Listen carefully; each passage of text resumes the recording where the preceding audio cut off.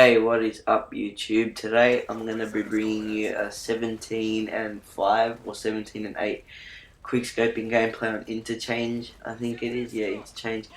I got this video not too long ago. I think it was on this weekend, so I hope you enjoy it. It's a very good gameplay. I'm using the Barrett and it's silenced. I'm not too sure what the rest of the perks were. I think it might have been quick draw, steady aim, and sleight of hand, I think it is. And yeah, so yeah, that's I'll probably be commenting a little bit on the gameplay as we go. But yeah, the main story today is telling you my first time that I drove a car.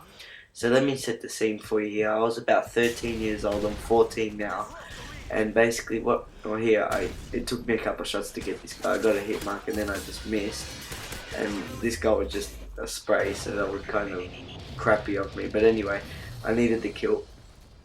And yeah, so basically I was 13 years old and I learnt to drive in a Holden Commodore. If you don't know what that is, you can Google it. Holden Commodore, pretty easy.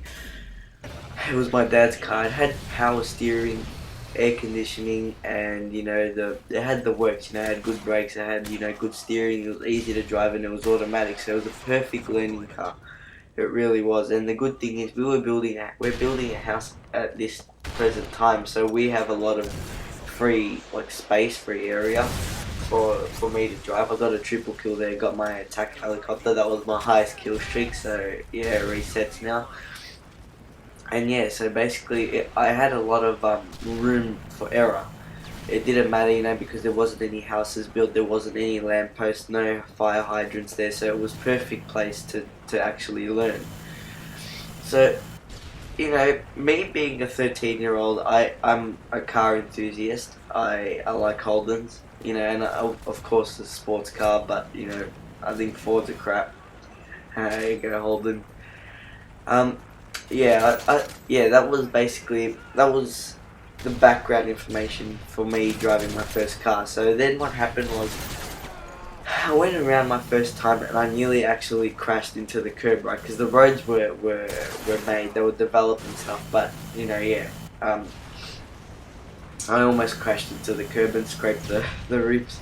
And my dad he didn't get angry as much as he got just startled and scared, because he didn't think I'd do that, because normally I'm pretty good at car games. And let me just tell you, if you're silly enough to think that it's anything like a car game, you're very wrong. I'm sorry to tell you. I used to think it was like a car game as well, but it's not. It really isn't. So anyway, let me get on with this story. So if you can imagine like a D shape with some like swerves in between on the straight, that's kind of what the lot looked like. So it was a good place to learn, how to turn, how to control the vehicle, right? So that was with that car. I never really stuffed up after that car. And then we got back, and my dad actually bought a manual car, alright?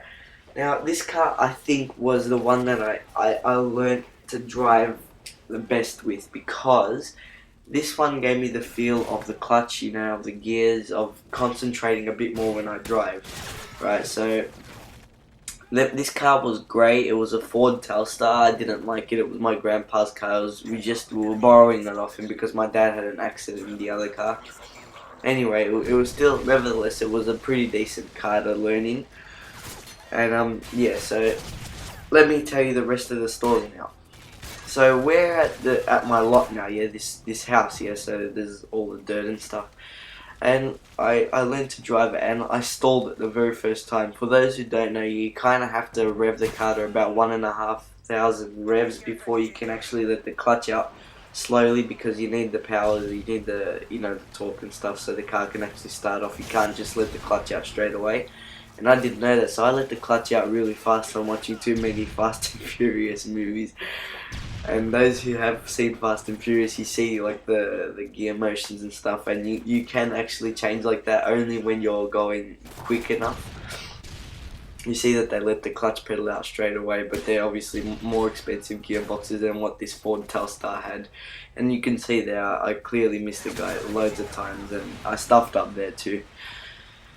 And yeah, so I let out the clutch, it stalled, I got more, again I got startled. And then I learnt to, to control that car as well. It was kind of like a balancing act between the accelerator and the clutch.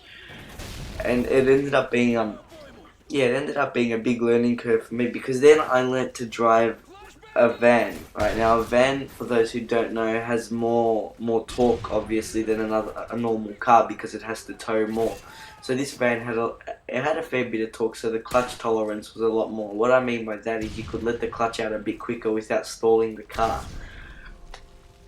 So yeah, so that was the time I learnt to drive a manual car, right? So that was a big mark for me, right? You could imagine now, right?